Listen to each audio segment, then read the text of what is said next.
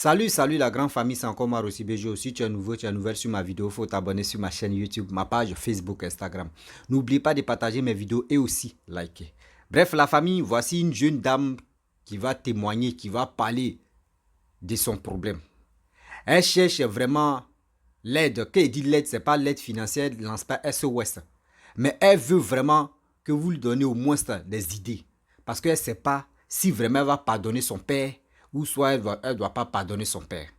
Parce que son histoire est vraiment critique.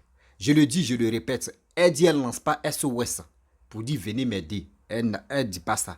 Elle dit venez m'aider dans les idées.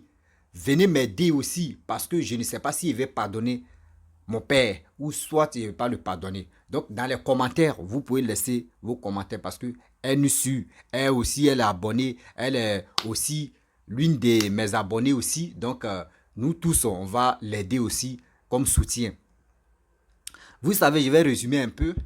Elle dit, son père l'a abandonné. Si elle dit abandonné, ça veut dire son père, quand sa mère était enceinte d'elle, son père a abandonné sa mère. Et quand l'enfant est venu au monde, elle est venue au monde, son père ne l'a pas reconnu. Et elle-même, elle ressemblait à son père. Elle avait le même teint que son père. Tout le monde disait que oui, la fille là était ressemble, mais son père ne l'a jamais calculé. Même la mort même de sa maman même là, le père même n'était pas à côté. Mais hélas. Après ça, moi aussi j'aimerais parler aux enfants, surtout aux jeunes. Surtout la fille aussi, j'aimerais te parler. La famille, on va écouter ce témoignage-là bien avant que je vais rentrer dans le but du sujet pour équilibrer un peu. Parce que là, on est dedans. Il dit, on est dedans. Bonsoir la famille, bonsoir. Je viens de la Guinée-Conakry. Je veux vous expliquer mon histoire. Dois-je pardonner à mon père ou oublier? Impossible pour moi. Je ne dors pas. Je ne mange pas bien. J'ai des soucis en tête. J'ai 2 enfants au pays. Je suis en aventure. Depuis que ma maman est tombée enceinte, mon père l'a jamais aimée. Mon père n'est jamais venu au secours à ma maman. Quand ma maman était enceinte, il a dit carrément à sa famille que ce n'est pas sa grossesse. Ma maman est restée comme ça chez ma grand-mère, la maman de mon père. Elle est restée là-bas jusqu'à ce qu'elle a accouché. Toute la famille a confirmé que j'étais de mon père parce que j'avais le teint de mon père, j'avais le visage de mon père. Lui, jusqu'à nouvel ordre, il a dit que ce n'est pas lui, mon père.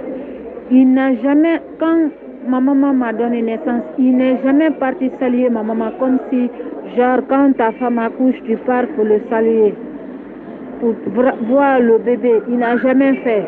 Il n'a jamais fait cela. Il n'a jamais fait cela. Je suis grandi comme ça. Mon père, parfois, quand j'étais avec ma grand-mère, quand mon père quitte le travail, il dit, ah, on va saluer ton père. J'ai dit, où est mon père? Il dit, le voici, le passage. Parce que quand il quitte le travail, il rentre directement dans la chambre. Même s'il me voit jouer avec les autres enfants au dehors, il ne m'appelle pas, il ne fait rien. Il ne me regarde même pas, lui, il part chez lui. Quand j'ai eu l'âge de 18 ans, lui, son seul objectif chez moi, il dit, ah, on va puiser de l'eau pour moi, je veux me laver. Je veux me laver. Je pars, je puise l'eau, je l'envoie, il se lave.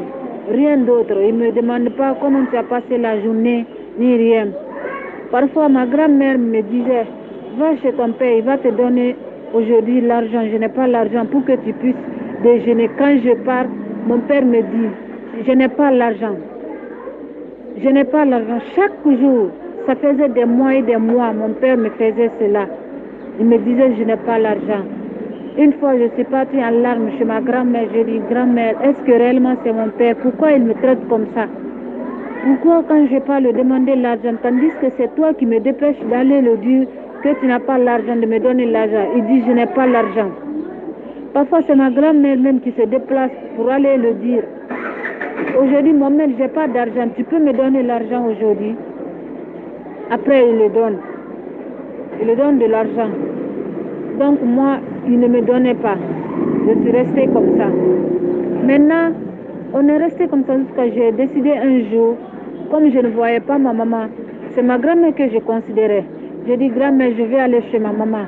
Je vais aller auprès de ma maman. Ma maman était mariée dans une autre ville. Je suis partie là-bas. Ma maman est mariée dans une autre ville. Donc, quand je suis partie là-bas, le mari de ma maman m'a aimé comme sa propre fille. Jusqu'à ce qu'il décède, il ne m'a jamais frappé. Il ne m'a jamais fait quelque chose de mal. Que Dieu le pardonne. Il m'a jamais dit, il n'a jamais montré la différence entre moi et ses enfants, malgré que je n'étais pas sa fille biologique. Il frappait ses enfants, mais pas moi. Il ne m'a jamais fait ça. Il ne m'a jamais manqué d'argent. Donc, quand je suis tombée enceinte, ma famille m'a jetée. Le mari de ma mère m'a appelé. Et le mari de ma maman m'a appelé ma maman pour dire il ne faut jamais jeter ta fille. Quelles que soient les choses qu'elle fait, il ne faut jamais la jeter. Donc le monsieur a cherché à rentrer en contact avec moi. Au premier départ, j'avais honte de le dire là où j'étais. Il dit, dis-moi là où tu es. Le premier que j'ai dit, je suis dans tel lieu. Il est parti là-bas, il ne m'a pas vu. Il m'a rappelé, il dit, où tu es? Je veux te voir. Je veux te voir, je veux que tu viennes à la maison, tu es ma fille. C'est comme ça que j'ai eu le courage d'aller là-bas. Il m'a traité comme pas possible. Quand j'ai accouché quelques semaines après, il était malade, il est décédé. Il avait les maux de ventre, il a succombé donc à sa maladie, il est décédé. Quelques années plus tard, ma maman est quittée là-bas, ma maman aussi est tombée malade. Quand j'ai eu mon deuxième enfant, j'étais dans la famille de mon mari. Donc, ma maman est tombée malade. Elle m'a appelé, elle dit, Hawa, tu m'as abandonné, je suis là malade. Je me suis déplacée, je suis venue. La manière dont j'ai vu ma maman, j'étais choquée. Sa sœur, c'était sa sœur qu'elle vivait, celle qu'elle considérait comme sa famille. Sa sœur là l'a mis dehors. Sa sœur là l'avait soutenue, mais une fois, elle l'avait mis dehors. Elle a mis sa propre sœur dehors. Elle a mis toutes ses bagages dehors. Ma mère dormait dans les couloirs. Avec ses bagages. Sa soeur ne l'a pas amenée à l'hôpital, elle ne l'a pas acheté les médicaments ni rien.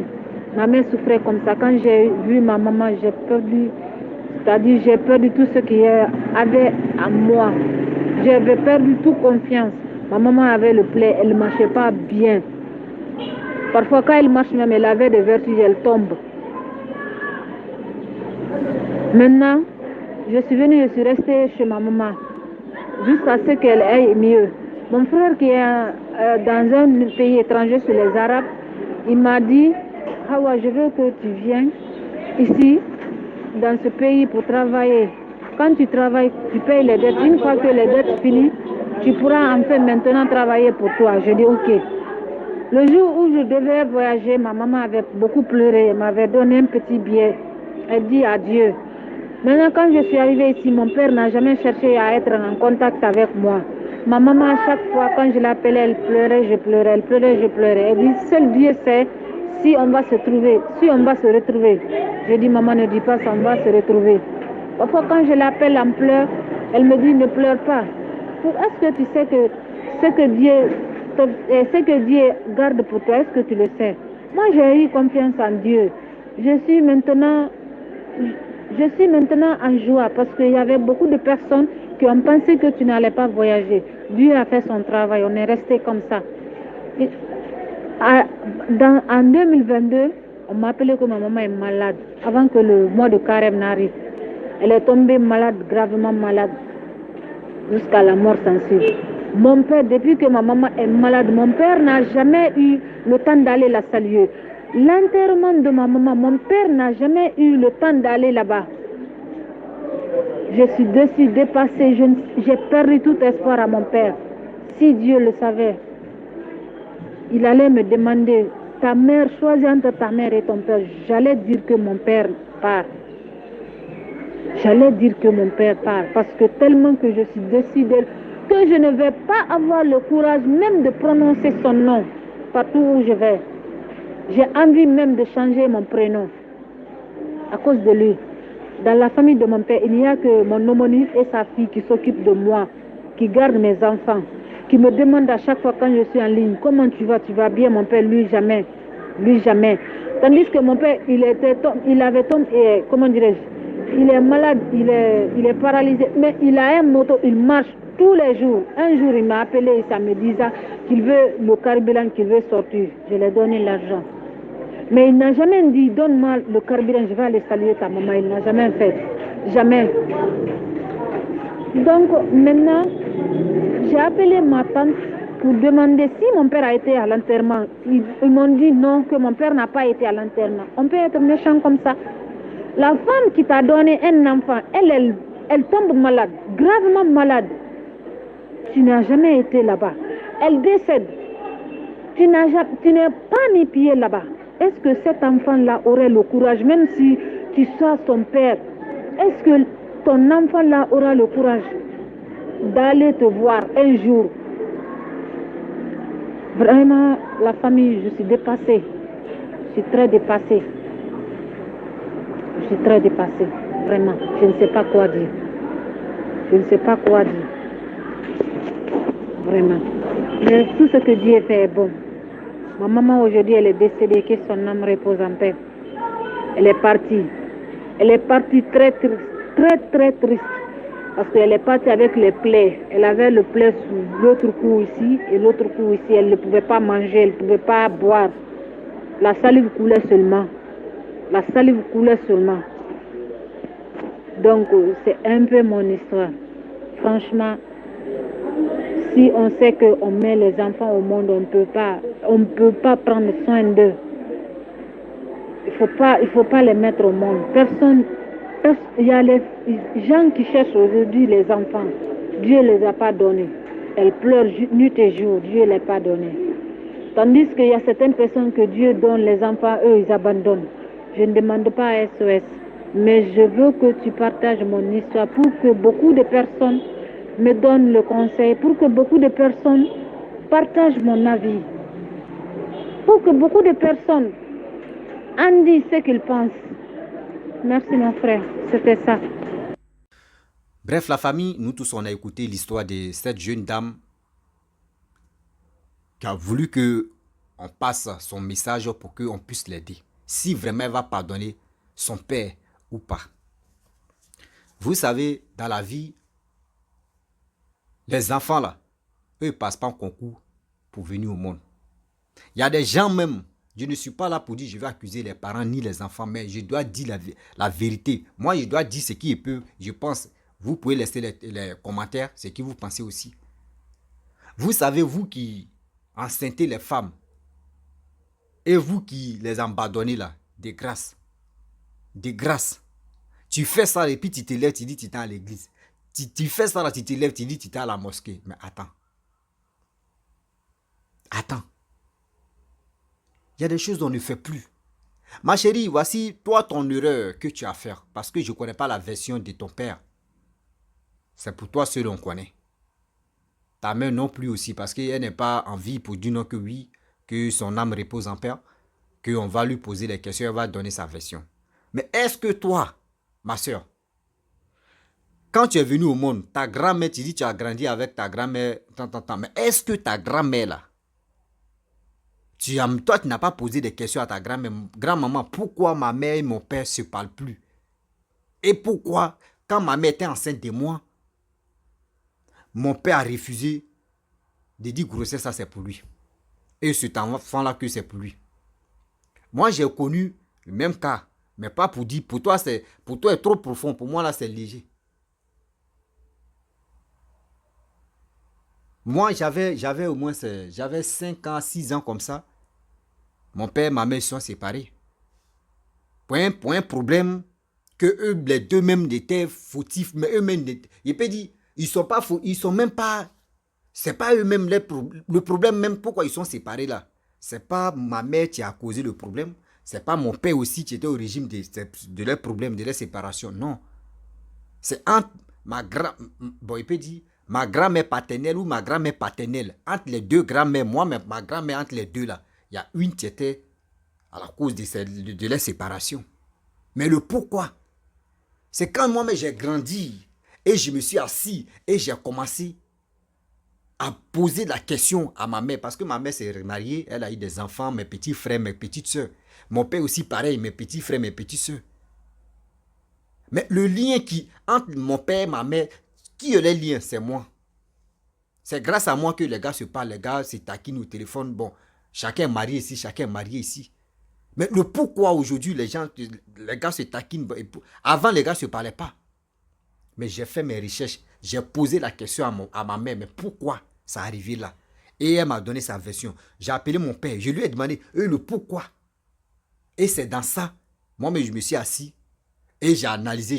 J'ai trouvé que parmi mes deux grands-mères là, il y a une qui était fautive. Il y a une même qui était le vrai problème de leur séparation. Tu dis c'est ta grand-mère qui t'a élevé. C'est ta grand-mère qui a fait tout ça là. Et ton père refuse de reconnaître que tu es sa fille. Ton père même t'ignore. Même déjeuner, même c'est un problème. Pourquoi tu ne poses pas la question à ta maman? Maman, pourquoi mon père, grand-maman, pourquoi mon père me traite comme ça? Vous dites non que c'est mon père, mais pourquoi? Toi, tu ne poses pas les questions. Mais si tu ne poses pas les questions, comment tu vas connaître la vérité?